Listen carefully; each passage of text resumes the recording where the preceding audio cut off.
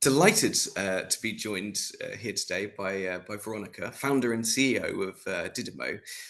Essentially here to sort of talk to us all today about her journey as a founder and it maybe inspire some of you, some of our students here at Ukie about starting their own journey as founding their own company. So Veronica, it's wonderful to have you here with us today. Thank you so much for coming along. I wonder, would you be able to sort of tell our viewers a little bit about, a little bit about Didimo and what it is that you do there as founder and CEO? Yeah, absolutely. So thank you so much for having me here today, and I do hope I can inspire other students or anyone attend, on the audience and meet them in person. I mean, nothing beats meeting in person. So I hope that that opportunity comes. So yeah, so I'm the founder of Didimo. I'm 48 years old, so that means I've been fortunate enough to do quite a lot of things. At Didimo, we build up a company that is truly deep tech. So in the sense that we solve a very, very hard problem, which is we automate character creations at scale.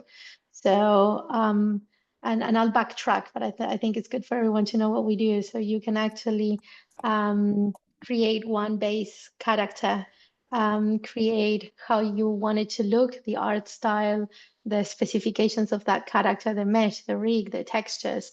So the artist and the technical art director is the brain and soul behind that character. They create it and they create the garments, the outfits, they want to have it. And then what we can do is we can, boom, multiply and create thousands and thousands of it. And so we can populate virtual worlds or create yourself in that art style. So that literally took 20 years to come to life. And it started with my PhD about 20 years ago. So Fantastic. So, yeah. so yeah, thinking back to that early time then. So, what inspired you to sort of start your own company? How did that first sort of set of ideas come about? Okay. So I think life never threw you on a straight path, and you start with thinking about doing a specific goal, and then it just turns completely different. So I thought about this idea about 20 years ago when I wanted to do a PhD. Someone came and offered me to actually um, study and that they were going to pay me to study. And I was like, how can that be real? I'm from Argentina, so that never happens really. So I was used, worked at IBM since I was 18. So I, worked to pay my college degree. So I was like not used to it. So I was like, oh gosh, they're gonna pay me to study. Absolutely. And I spent about a year and a half trying to find a problem worth solving of a PhD, something that was truly unique. I had a list of about 30 different challenges, fluid simulation, environment reconstruction, and for some reason, character creation kind of like spoke to me because I always think the hero of a game or the hero in a movie, they just, you can feel represented by them. Just something sparks in me. So I'm not an artist, so I'm really good at math. I had spent about a year and a half researching how to solve the problem, which was the actual problem in character creation, and then another year and a half to try to solve it. And I only solved one tiny piece of the puzzle. I automated character rigging, so how to transfer data from one place to another. And that stayed. And I solved that problem. That technology was used at Universal Studios for The Simpsons ride. It was used at Fable too, and it was used in many places. And it stayed. And then for 10 years, I had a research lab where with my students and my PhD students and master students, we start solving all the different elements within character creation. How can I automate rigging? How can I automate modeling? How can I make texturing better? All the problems. And then a few of my PhD students wanted to start a company. And I think I've never really told in a video recording session this story. So they wanted to start a company. I helped them out. They won many awards. And then they all got really good jobs. No more company. And then after a while, I was approached by an investor through the Portuguese government. And he says, why don't we start a company with the technology you have? And I reached out to Amazon. I flew to the GDC in 2016, early 2016. I validated with the Amazon that the tech or the concept and the problem to solve was big enough and worth developing. We got accepted into Techstars London right after, and I moved to London to build up the business. So a path that started as solving a PhD problem. I never thought I was going to be building a company. I thought I was helping students to build a company. And then I end up doing it because I just wanted to see the whole thing through. And here we are. Absolutely. No, that's fantastic. That's really, really good to hear, and a great sort of start to your career as well. So thinking about it back as well. I mean, what do you think were some of the sort of biggest challenges that you felt in those early days, and how did you overcome them? Do you reckon? So gosh, I think we can probably, if you ask any founder, we can all write several books on challenges. But if I can pinpoint just one, I can probably also resonate with who's going to be listening. It doesn't matter if you're building up a company or working at any other place. I think the biggest challenge is always for me is communication. I think building the environment for honest, direct, kind communication, it's really difficult. And if you don't have that open, kind way on how to communicate, then it just leads to so many misunderstandings, leads to conflicts. So I'm always very much into how can I build the best channels for communicating, either through text, through documentation, through calls. And yeah, I think probably if I look back, all the problems that I had was always a misunderstanding when communicating. And that always led me to think new ways on how can I improve my my communication capabilities and channels. So, mm, Yeah, I think especially in an increasingly sort of digital or remote setting, communication is it's still, I mean, it's still a challenge ultimately. mm, It's one thing to be able to communicate effectively in person, and it's another thing to be able to communicate with that kindness and with that empathy outside of being next to someone, basically. So yeah, I mean, out of curiosity, did you come up with any sort of strategies for sort of oh yeah, ways to yeah. ways to deal with that? Oh yeah, absolutely. I think the first one is to approach everything with curiosity. With and it's the most important one. If you approach any conversation, any, with a level of curiosity, that leads you to ask questions. So, and you will ask questions with a different mindset, with a mindset of, I want to discover what's happening. And then you moved into, okay, let's see how we can solve it, or maybe let's see what new idea it sparks. Because if you go any other way, it will not be a two-way conversation. So it's always important, at least one person, to approach conversations with curiosity. So that would be my number one strategy. So always ask, That's a and then the second one is after you're able to approach with curiosity, and you can learn how to do it. You can learn how to make those questions. Is to approach it with empathy, which means trying to understand what is on their mind and what is on their, which is the emotional state the other person is, in order to meet halfway. So the combination curiosity plus empathy, I think, leads to like a very good start of a framework, right? No, I think you're absolutely right there. Yeah, no, that makes an awful lot of sense, and it's a fantastic way to approach any situation ultimately. And maybe Fantastic. what I'm So, saying, yeah, sorry, maybe if I may add. If maybe what I'm saying, it sounds very obvious, but I wish someone would have told me, like yeah, so for whoever is listening, I do wish someone would have told me, but deep dive on what I have just said. So just really understand what curiosity and empathy means, right? And then explore it. definitely. Yeah. I think you're absolutely right there. I think just that tiny sort of little shift can make a world of difference when communicating with, well, both internally with your team and also externally as well. So yeah. I mean, Mm. thinking back as well. So do you think that there was a sort of a specific sort of light bulb moment when you felt like your business was going to succeed? What was that like, if there was one? Yeah. I saw the question. I was like, well, I think there's no one moment of succeed because we're still in the path of what success really means, right?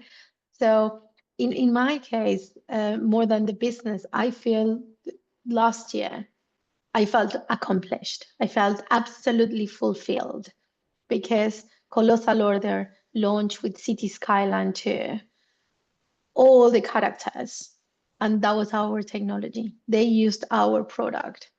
And it was something I always dreamt for like 20 years. So I'm a tech person, right? So I felt absolutely fulfilled when that happened. Um, and now it's okay, what's next, right? So if I would pinpoint one very successful moment was that launch, the launch of City Skyline 2. And then on top of that, the team is absolutely amazing at Colossal Order that they even asked my team if they wanted to be on the credits of the game. So, you know, everyone was on the credits of the game, which I thought it was just so kind, right? Um, That's yeah, that's a real achievement, isn't it? That's really, really good to hear. yeah, yeah, yeah, yeah. I think as well, your sense of, you've achieved this milestone, as it were, but obviously for sort of tech companies, there's always progress to be made. There's always other iterations, other sort of things to sort of pursue, and so I'm assuming that you're still sort of focused on growing and changing and growing the business and everything. So yeah, I suppose it never really stops. No, it never stops, which makes you think, and for me, that's something I need to improve, which is you just got to stop and continue celebrating the small achievements or what they might look like as smaller achievements, right? So we have pins at the business at Didimo. So every time there's a milestone, like a really amazing milestone, we just do different pins. So, one was we can have garments on the characters, right? And we can asset fit them. So sometimes it's a technical thing, but the team worked really hard to make that happen. So it's just being able to learn to celebrate those smaller moments because it's the combination of all those instants that actually makes a successful business grow. And I need to improve on that because I'm always thinking 2 years ahead. So for me, it's like, okay, done. Good, good, good. Let's continue. Let's continue. So I need to be, I personally need to be better on that one. Yeah. Mm. Absolutely. No, I think it's always worth bearing in mind, definitely I mean, for any business, whether that's sort of, your own business or whether you're helping to look after a team in someone else's business. I think these things are really, really important to bear in mind. Yeah. So thinking back, sort of maybe before your PhD, perhaps, I mean, what sort of skills or experiences from your early career or even sort of Mm. education do you think have proved sort of most valuable in building your Oh, business specifically? What oh, sort yeah. of can you point to anything particular that sort of jumps out at you? Yes. Oh, yes, absolutely. Absolutely. For me, what was really, really life-changing was that when I was at the age of 16, um, I actually won a scholarship to go to the US to study for 8 years and live with another family. Um, I studied the whole English encyclopedia, the British encyclopedia, 25 volumes um, that they were kind of like reddish. My mom helped me summarize them. because the exam in order to get the scholarship was about general knowledge. So I thought, well, I'll just have to learn the encyclopedia. So I Was that studied. the Encyclopedia Britannica or something like that? Yes, that was the Yeah. British. Yes, that was the one. 25 volumes. And then for the only time in my whole life, I actually read the newspaper. I'm not ashamed to say that I don't read the newspaper. For 6 months, I read the newspaper and highlighted it, so I would know every single thing that was going on in the world. And that's how I got my scholarship to go to the US.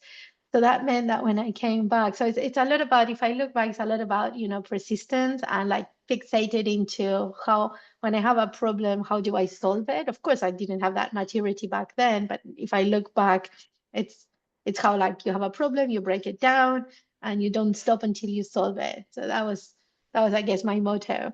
So when I came back, I graduated earlier than my friends because the academic year in North America is different than in South America. My parents sent me back to school, even though I didn't need it. So I didn't last it too long. And the headmaster says, "Look, she's not behaving really well. You keep her at home." And so my parents said, "Well, you just gotta go work." So I was like, "Okay, I just gotta find a job." And so I went the typical thing, Dunkin' Donuts, McDonald's. And I was like, I don't want to do this. So I was like, I'm going to study engineering. I'm going to go work at IBM. And my parents said, sure, just go find your job. Just find a job.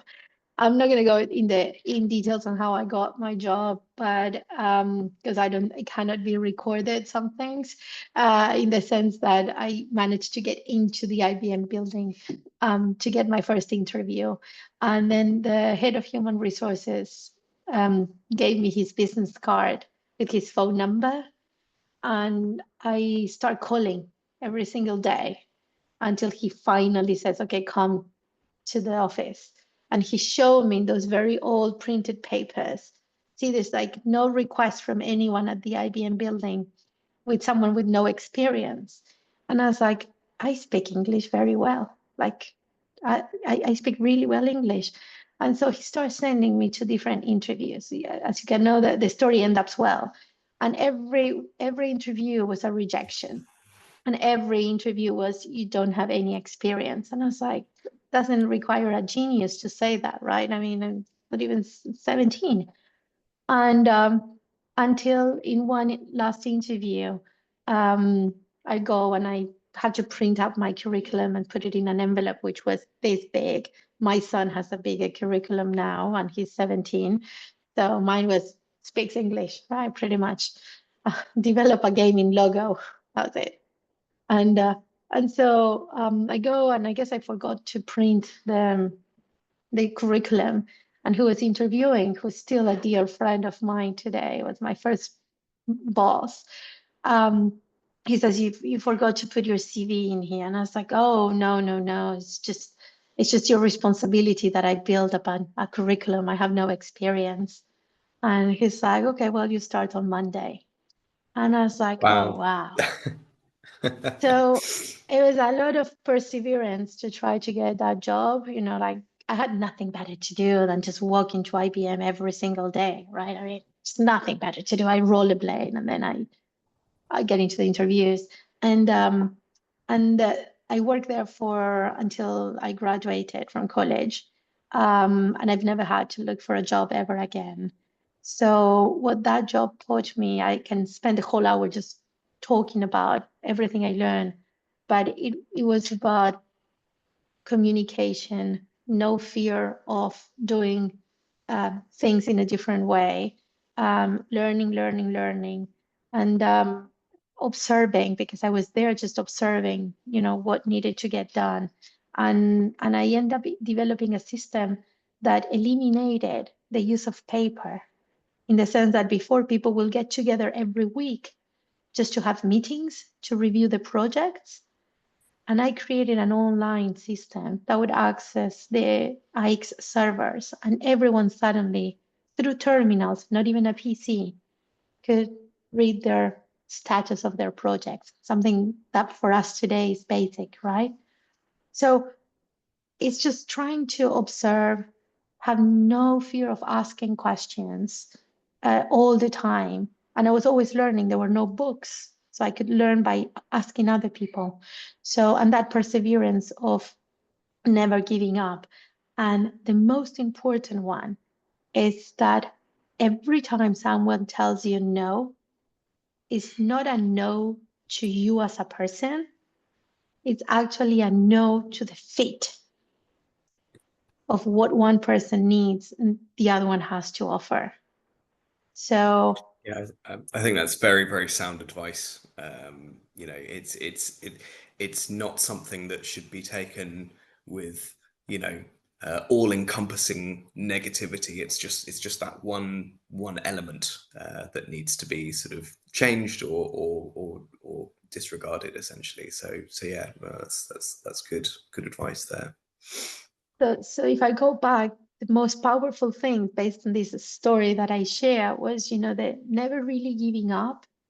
Like you have an objective to achieve. Okay, how do I break it down in different problems?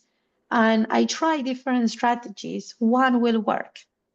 I'm an optimist by nature, right? So it's for me it just comes natural, right? And that no fear of experimenting, and then understanding that a no is never to you. It's at the fit, most probably. So it's easier looking back, and uh, yeah, yeah. Makes a lot of sense. Makes a lot of sense. I was going to ask if you, what specific sort of values or beliefs had guided you most as a founder, but I'm assuming it would be, perseverance and optimism and that tenacious attitude, and also just your curiosity as well, your capacity to experiment a little bit and maybe think outside the box, perhaps as well. Yeah, you nailed them all. And I would add one in my later years. When I say later, it's really I've evolved them while building Didimo, not even when I was a professor at the university with my research lab, which was learning to set up boundaries. And then surround myself only by amazing people, like nice, good people.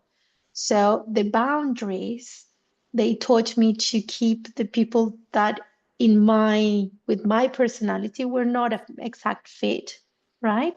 We might not share the same values, the same purposes. So I just learned to do a healthy boundary. And those that are not a perfect match, you still, relate with, but they don't get into my inner circle.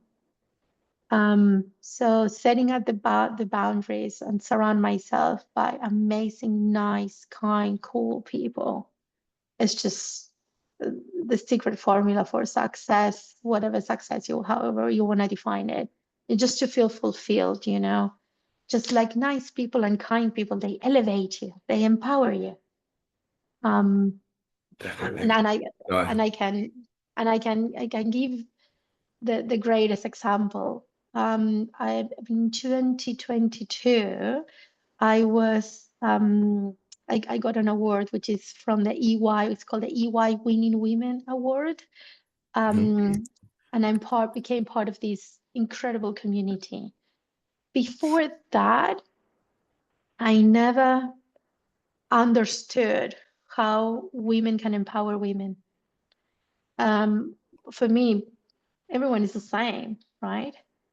And it was eye-opening when I became part of this community. The power that it has. I mean, for God's sake, we climbed Kilimanjaro together. I never thought in my whole life at the age of 47 I was going to climb the highest peak in Africa, you know. And it's just kindness and empowering and really wanted to help someone else succeed. It's all you need, you know. So now I'm just so fortunate. I'm just surrounded by amazing people, one more incredible than the other. And when you're down, they'll push you up every day. With some of them, I have accountability calls on a daily basis in the morning. Imagine how cool that is at 8 a.m. You wake up, you go for a call with someone that is going to do, gosh, you're going to do an amazing day. What are you going to do? A, B, C, and D. And what are you going to do? Well, D, E, F. And then you said, okay, you're going to get this done, you're going to get that done. And then in 20 minutes, you start a day with just like so much energy, right? I had a call today at 7:30 a.m. Yeah, I was biking, my friend was walking on a Monday. Just can't get better, right? So yeah, Absolutely. surround yourself with cool people, just and get boundaries so the other ones don't come in when you don't want it. So that's the short answer, Yeah. I guess. No, I think that's fantastic, and being, in that position as a founder, and able to build your own team, you're in the the best place to be able to do that, which is fantastic, and Mm, it's always good to hear, about, being able to mm, empower each other, across all mm, borders. So that's really, really good. mm, So mm. thinking just sort of slightly differently then, I mean, what's something about being, a founder that you feel like a lot of people misunderstand, or don't expect? What misconceptions do you think there are, around it, that you've, sort of, banished perhaps, or you've come across that no one seems to be able to identify? That's a hard question to answer because I don't think I'm really good into looking through the eyes of what other people think about entrepreneurship. Maybe I can do it through my own eyes, which is I I never thought building a business it's what it is. I never thought about that I was going to build up a business until I started building it. And maybe because I didn't know, that's why I started. Like I had no fear, right? So I was like, that sounds exciting. I would say the one thing that to me surprised me the most of building a business is how lonely it could actually get being the one running the business, right? Um, that would probably to me was the one thing that surprised me the most. It's one of those things that you hear, leading, it's a very lonely place. And I was like, how could that be? And it is, you know. And then again, how do you circumvent it? You don't want that to be. So for me, I was fortunate and it stopped being lonely when I joined the EY Winning Women program. When I found other like-minded people going through the same things, same issues, same happy moments, same, more complex moments. And you have someone to share that genuinely is listening, Yeah, right? yeah, absolutely. I think you really, really highlighted the importance of, professional networks, and even mentors slightly. Well, I don't think I don't think there's any point at which you can't have a mentor, to be honest with you. So, but yeah, you're absolutely right. Professional networks are crucial, to be, to founders in your situation, who you know who might be experiencing that sort of degree of loneliness at the top, as it were. So yeah.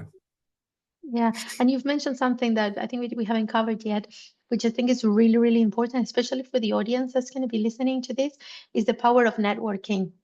So Absolutely. yeah, I tell my students, I still teach computer graphics at the university because I just love it. And I always tell them that they ask me, what's the most important thing that I need to learn? And I was like, the most important thing you need to do is actually not learn, is do. You got to attend events. You got to sign Mm, up as a student volunteer for the GDC, for Gamescom, for SIGGRAPH, just because the sooner you get into those networks, into those events, you start building the network of the people you're going to be working in the future with. So don't miss it absolutely. out. University is not just to learn to get knowledge, because today you can learn honestly from many places. University is becoming the place where you do your networking, right? Where you'll meet your co-founder maybe. So, networking is really, really powerful. I think we went sideways, but I thought it was really important. And then we can No, talk no, no, about no. mentors as well. But yeah, Yeah, you're absolutely right. I mean, networking is such a big part of this industry, in particular, the games industry. It's something that even I wish I'd understood the value of when I was growing up as well. It means that you're less sort of insulated. It means that you're connected with that wider community, and you can dip into that in various different ways, and other people can make use of their connection with you as well. So it's not just about what you can get out of that situation; it's what other people can benefit from you being involved as well. So that's really good. Talk to me about mentors then, because mentorship yeah, I is mean, yeah mm, something that perhaps is maybe a little how it's a little bit more formal, I suppose. You have a bit of a specific relationship with a mentor, I suppose, don't you? yeah, it could be formal or informal. A mentor could be, Hmm. someone that just really genuinely wants to help you out on a specific topic for a period of time, and you get on regular calls. But and then the beauty is that I am a mentor to others, but some people are mentors to me. And one of the things that I learned when I was at IBM was I could never in my life give back to Fernando. It's the person that hired me.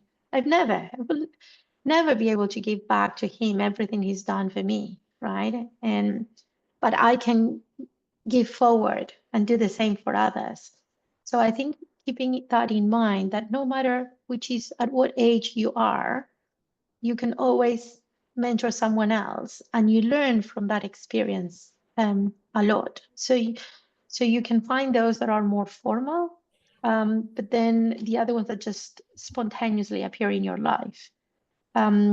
So if you're a student, do sign up for like mentorship programs where you can get assigned for a specific topic, but always respect the time of the other person. So that means just go prepared, right? Have a plan, set up and said, okay, how long can you do mentoring for? Maybe 3 months, maybe 6 months, maybe a year. Okay, what are the goals that you want to achieve by the end, right? Which is the progress we're going to get done. So I think it's really important to have a plan, right? And I mean, through Techstars, we met in 2 weeks, 100 people, 100 potential mentors. Nuts, right? And I found there one of the best mentors I've ever had, which is her name is Susan, and she's on our board and she's one of our investors. But from like I had a list of 100 mentors that I was gonna see. I looked through every single LinkedIn and I knew I wanted to meet her. So when I went and met her, I said, hey, you were the person I really wanted to meet because of A, B, C, and D. And I would love, for you to be my mentor. And this is what I would love for us to do. Of course, if she was part of Techstars, they already come with that mentor mindset. So it's to look the fit. If you're not in such a position of being within a network with people that is meant to that, just reach out and not being afraid of reaching out. And it's not just reach out one time to the person that you would love to get mentorship from. It's you got to reach out a couple of times because people is busy, and sometimes they just don't respond because they just maybe you were flying, and then you got 100 emails and you just missed it, right? So it's connecting with purpose. Also, I would say. Um, Absolutely, and definitely sort of highlighting the reasons why you want to connect as well, rather than just yeah, a sort of a flat blanket request that could be, for anyone, never, intended for never. anyone, essentially. Yeah. So You can. what go on. Yes, sorry, just one thing. So you could go, like cold reach out, but also if not, just look within the network because it's always better if someone can help you by a recommendation. So because then the build of trust is there, it makes it faster. So when I met this was not for a mentor, but when when I wanted to reach out to Amazon to meet at GDC, I think it took me 3 or 4 contacts until I got there, right? So I didn't reach out directly to the person. I reach out to people that can help me out or validate if what I was having was also worth the time the other person. So that's very important to know. Is me reaching out what I would like to learn? Is it worth for the other person? What will the other person learn? What will they, what are you willing to give? So it's a both ways interaction, right? Yeah, definitely. And it needs to be a two-way street. And obviously, as a mentor, you get something out of it as well. So so it's definitely Always. worth bearing that Yeah. in mind. Yeah. Yeah. Yeah. Yeah. Fantastic. So so yeah, I mean, moving on from mentors, then. I mean, be interesting to we've talked a lot about sort of positivity and perseverance and everything. I mean, there are always going to be times where you experience those failures or those setbacks. You know, maybe it might be, you know, you've reached out to a mentor and you're just getting nowhere with them, and it's sort of it's falling by the wayside, sadly. I mean, how do you personally handle those kinds of setbacks? You know, whether it's personally or as a team, how do you encourage others to sort of handle those setbacks as well? Yeah. So we're talking about rejection, really, right? Is Yeah, that, yeah, yeah? essentially. Yeah. Yes. Yeah. So I think that a couple of things is how do we handle rejection, or how do we handle we missed this for this little, right? So you imagine you're running and you want to get the world record for, I don't know, the marathon. And you just miss it for a second, right? That must be devastating, right? So I think the first element is to acknowledge that it's devastating, right? So there's no point in trying to convince yourself, oh, well, all good, happy thing is going to happen. Maybe there is no next time, right? It's, I think that the first step is just really just acknowledge shit, that this happened. It sucks. And it'll last, hopefully it won't last too long. So then this is in my case, right? It's then you just reach out for someone that can just really just listen, you know. I think this in my case, the solution is always social. Is you just reach out to a colleague, friend, a coach, someone that understands you and can just listen to you. And then they just listen, get it off, and it will be that person that genuinely will say, yeah, it sucks, we gotta move on. So what's the next action you can do to either, are you going to try again or pivot or do something different? It's similar, maybe this sounds silly comparison or the analogy, but it's similar to, like, I play sports, right? And you go play a game and it was the final and you lost it, and you've been training for the whole year and you just lost it. What do you do as with your team? Everyone is like upset, pissed off in the dressing room, but then you just go out for a pizza and a beer and you cheer yourself up. Same thing. Maybe it sounds very silly, but it's acknowledging that it sucks and then just look for someone that can help you support and lift you up. Because Absolutely. otherwise, that's my way. Okay, I'm not saying that that's, I yeah. think there's definite value in acknowledging failure, but also, you know, acknowledging that you've tried as well. You know, you've Oh, put a lot of yeah. work in, and often that work is still there's value to that work ultimately. Just because it hasn't necessarily tipped you over the edge of whatever measure you're measuring yourself up against, or opportunity that's in front of you, there's still groundwork that you've done. So it might be the case that you are, I don't know, you're pitching for something, or you're working really hard towards I don't know, overcoming a problem, and ultimately it is you haven't succeeded yet, but you've put in a lot of work, groundwork, in order for you to succeed the next time. or you'll have learned from your mistakes. So yeah, I think there's an awful lot of value in both sort of looking at what you have achieved and also recognizing that, Yeah. looking at the reasons why you maybe haven't succeeded, and work those in, take 100%. yeah 100%. Yeah. And you nailed it, because you got to look back and cherish the things that you've done well. And when you're in that very low moment, you forget about it. So that's why you go to someone that will, elevate you, because they will do yeah exactly what you're saying. They will say, hey, but you've done this and you've done that and you blah, blah. And you're like, you're right, you're right. So, but sometimes alone is absolutely. really difficult to to do that talk, Mm. So yeah, Definitely sharing that with peers is helpful, and maybe they've been through, twice as much rejection as you have, despite where they are yeah, now. So yeah, and I think as well, I should point out, I'm sure it's obvious to a lot of our student viewers here, but asking for feedback on any kind of application that you're doing is crucial.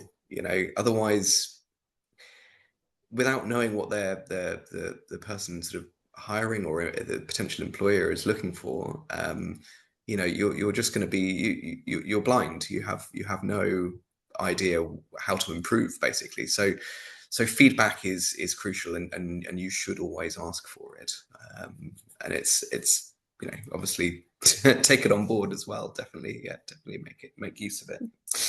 So that's an yeah. excellent thing. That's an excellent thing about talking about feedback. One thing Mm, that I learned, and this is a lot from my own students, is I tell them to ask me a different question sometimes.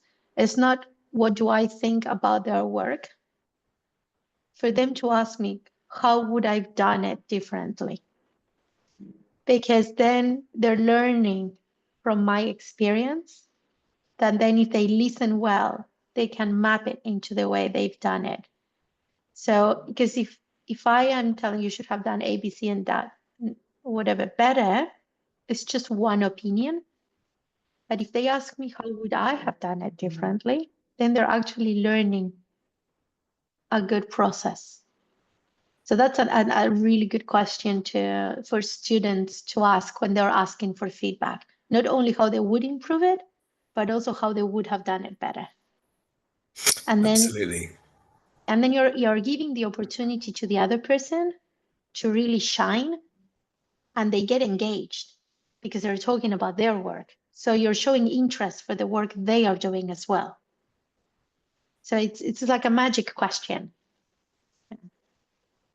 So it's a very it's a really really clever way of doing things. I think a lot of what we've talked about today has all been um, none of it's been sort of groundbreaking. No offense, obviously, but everything sort of makes sense. We know we should persevere. We know we should appreciate sort of failure and recognize it for what it is, or not failure, but setbacks and not succeeding. And we know we should be asking for feedback, but sometimes it's quite difficult to do it. Unless we make ourselves. So yeah. Understood. Yeah. So, lastly, then, I'd be interested to hear from you who sort of inspires you, who maybe in the games industry or perhaps outside of it, who inspires you most, and why? Okay, I have a couple of people. So, but the first one, and by far, no one will know except a few, which is my godmother. So, yeah, Fantastic. she's 86. She's known me since I was born. She's the coolest person in the world, and she just loves me. So, I think, yeah, she just everyone. I mean, she's still 86. She gets more than 100 phone calls for her birthday. Phone calls, we get text messages. No, she gets phone calls, and she uses WhatsApp. So I think she's just the how do you say in English? A good example of what looking after other people, being kind, being nice is. and Hmm. she taught me how to always look for the good in everything I do. So, and that looking for the good and being kind is a choice, and I can choose every day to be to do good. That's it. It's just so basic. I know I feel like our conversation probably goes on the basic catalog today, but it's just really simple. And you just go, you get stuff done like one action at a time. Then And another person that I completely admire is Nelson Mandela.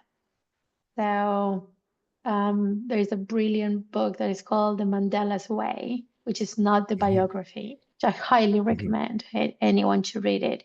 That is all the teaching, right? So, I mean, I can spend hours talking about him, but I mean, someone that can actually literally bring diverse thinking into a unified vision and move a country, I think just deserves the highest of my respect without even talking about being, 27 years in prison, right? We can, I just suggest everyone just to read the book. He has many learnings. One that I like the most is what he says, leading from the back, which is the power of always being in a room and just listen, and then be the last one to speak, really, which I think is very, very powerful. And he has many more. So just learn to listen, right? So from him is to learn to listen.